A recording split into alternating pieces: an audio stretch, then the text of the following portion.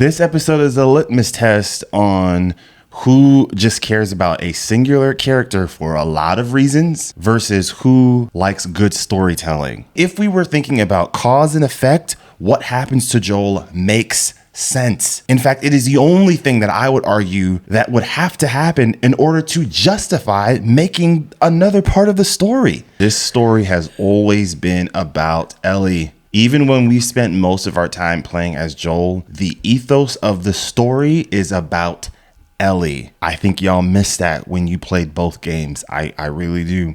Because everything that happens, it is all centered around her. Crazy Stupid Podcast. Thank you so much for tuning in. If this is your first time watching, we'd love it if you could hit the like button, the subscribe button, and the bell so that you are aware of when we post things. Hi, everybody. Welcome back to another episode of Crazy Stupid Podcast. My name is Esther. And I'm Adrian. And today we're here to talk about The Last of Us Season 2, Episode 2.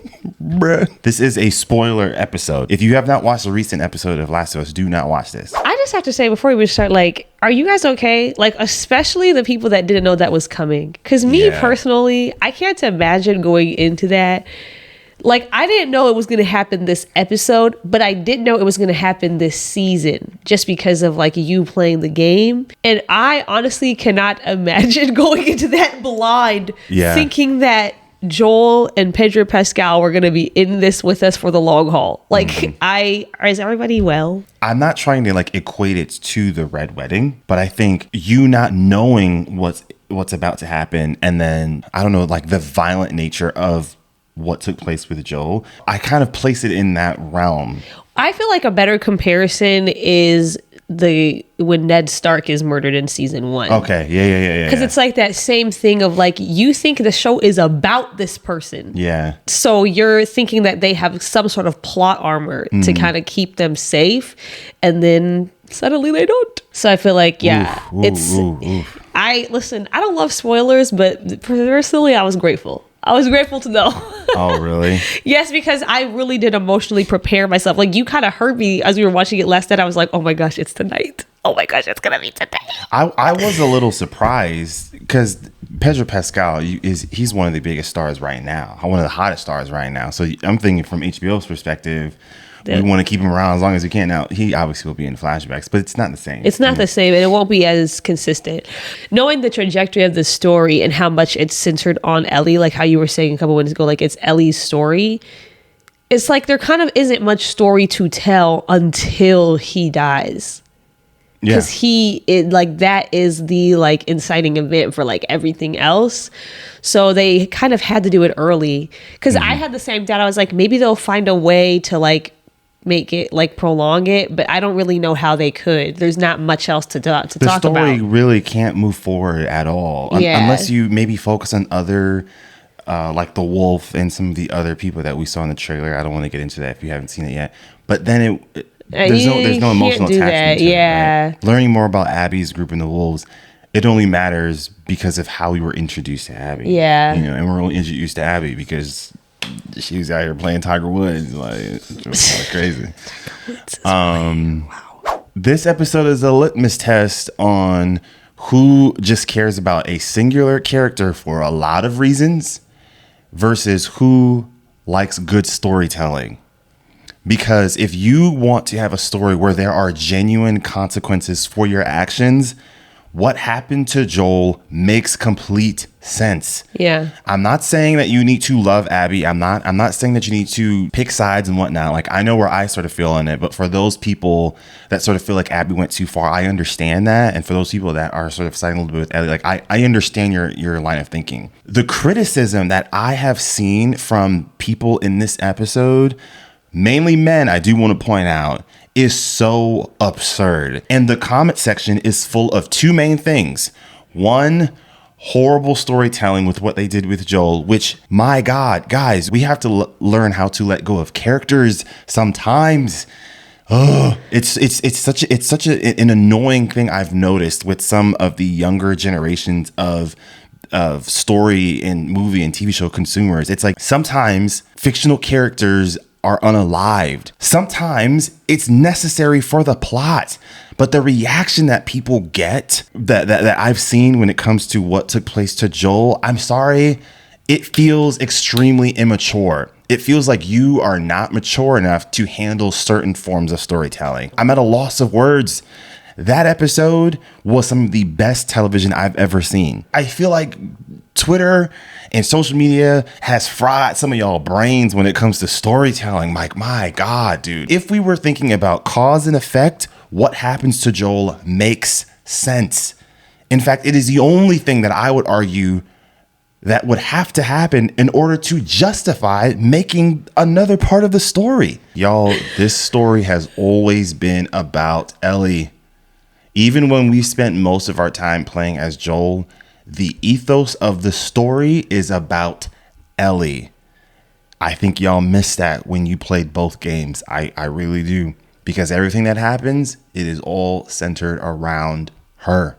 Well, okay. The biggest thing that popped out to me watching this episode was everything happening on a macro scale was like a reflection of the things happening on a micro scale between Ellie and Joel. The whole idea of the infected being hidden under the snow and then revealing themselves and wreaking havoc on everybody's lives is such a direct parallel to the secrecy, like the secret that Joel has been hiding and keeping, if not from Ellie, then from everybody else. I think it's still unclear to us if he had told her in like the time jump.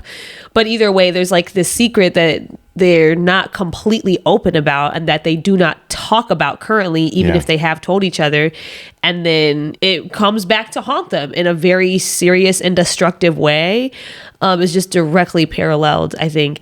And I think even like the way that their secret and the things that Joel did impacted Abbie, you even see that being reflected in the story, like Abbie being chased down by all of these by these zombies who came out of the snow and then being like nearly crushed by the weight of them under the fence, very similar to the way that like she is being crushed under the weight of what Joel did to the Fireflies and the impact of that and his inability to reconcile with that. What did you make of the fact that once Joel realized what was happening, he was essentially quiet the entire time? I don't want to say it's like a lack of regret, but I do think there is a of like, you know what? I'd do it again. Yeah. Yes. I mean, kind of. No, I agree. Because he didn't apologize. Yeah.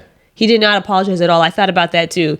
The only thing he says to her is basically rush her along. Get on with it, yeah. Because that's kind of always been Joel's attitude. Joel has never been somebody who is afraid for himself. Sure. He's willing to put himself on the line. Even in this episode, when they saw what was happening in the town, he was like, well, I got to go back. Now, mind you, what are you going to do if you go back? Like, he's always been somebody that is like, if it comes down to it and I have to give myself up, so be it. It is what it is. And I think that was also reflected in that attitude. It's like, if this is what it is, this is what it is, but I'm not sorry about it. Yeah. Now, he should be a little sorry. When we first watched it Sunday night, we didn't get a chance to record it because we were doing Sinners. You had strong feelings about Abbie. How are you feeling now that we've watched it twice? I feel like my feelings have changed a little bit because of what the show did. See, I feel like, okay, I went into the season knowing this was going to happen, and I had kind of already come to a place where I was like, okay, it's gonna suck, but I preemptively was like, but I think like I'll be understanding of her. I gotta say, after watching it happen, I was immediately like, no, Ellie, go get her. Logically, I know this is not a clear cut black and white situation where somebody is right and somebody is wrong. Logically, I know that. Emotionally, though, I am pissed and I want vengeance. I think I probably would have felt a little differently if she had just, kept it clean and simple. Okay. You know, it would have been bad still, but like a bullet to the head will do it. You know, girl, like it's the same end result. The dragging it out and like the relishing in it was a lot, because one thing you could say about Joel, he didn't relish in it. He didn't find joy in what he did. It was still bad, but like he did it because he just felt this is necessary right now to save somebody I care about. It was hard to watch, and I could feel my empathy for her lessening the longer things went on. But I think I just need to know her a little bit more. Yeah. A couple of other things that I really liked. So in the game, Joel is with Tommy. Tommy does end up playing a bigger role in the video games. To translate that over to the television, you have to spend a lot more time with him. And so the fact that they made him stay in Jackson to sort of be the one to galvanize everyone, to take out the bloater and everything, I thought that was a good change, because it gave him a lot of character development, as like he has great leadership qualities that I don't think we were fully able to see as much in season 1. So I did like that change. And then there's some other, you know, adjustments, like with Dina, she sees the book bag, she sees the logo, she hears the names and the faces. And so that we see in the preview, she has all that intel and she provides it to Ellie. So we still get from point A to point B, but I thought that was a good change. I also want to note the walkers overrunning Jackson, that did not happen in the video game. Not even, there was literally, they just made that for the show. So Jackson just stays fine in the video game. Essentially. Well, in season, there's a couple of times where like raiders come and attack them, but on nothing the whole, like they're this. good. Oh man, I remember sitting on Sunday when we watched it, I was like, what the fuck is this? This felt like some Game of Thrones when like White Walkers were coming to Winterfell type shit, bro. It was a lot. And I have to say, it saddens me because they've built up so much, and I really hope that their infrastructure is strong enough that they can withstand even this. I don't know if this was like actually meant to be juxtaposition, but I did find myself juxtaposing Tommy's big moment in this episode to Joel's big moment at the end of the last season. Because like Tommy's big moment in this episode is one of just like complete selfless sacrifice. Yeah. Like he sees that people that he cares about are about to be hurt, but not just people that he cares about, just this community writ large that they've built up and created. And he, at every opportunity, puts himself on the front lines every chance he gets. He's up there at the gate when they're first coming in, and when he sees that they're about to barge through and break through, he goes down to meet them on the ground with the flamethrower. And they showed us those other two guys with the flamethrowers that booked it as soon as I can't even blame them. I'm saying, like, I can't blame them. I listen, that's a lot. That's a lot coming at you in real time. But he stands his ground. And then even further, when he sees that the bloater has his eyes on Maria because Maria's been getting him. Yeah. He goes and purposely puts himself in his sightline and in danger to protect her and everybody else. I find like they're kind of showing, I think, some core differences between Joel and Tommy. What Tommy does in this episode, putting himself on the line in the name of something bigger than himself. Yeah. And what Joel does at the end of season 1, which is, I mean, actually it's really the opposite, where he refuses to give something up that he cares deeply about for something larger than himself. Well, all of that tracks, even in the first episode of season 1, when they're driving away from their home into the city, Joel drives past people and Tommy's trying to get him to stop. I forgot about that. To bring people on, and Joel's like, I'm not with it.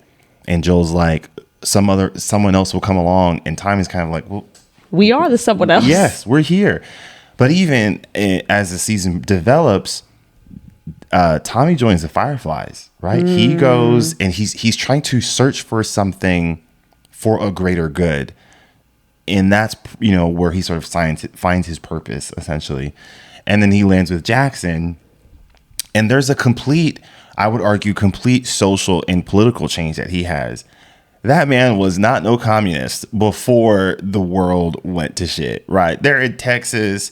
They got American flags in their front yard. Politically, completely shifted. But something changed in him, I would argue, for the better when things started to fall apart.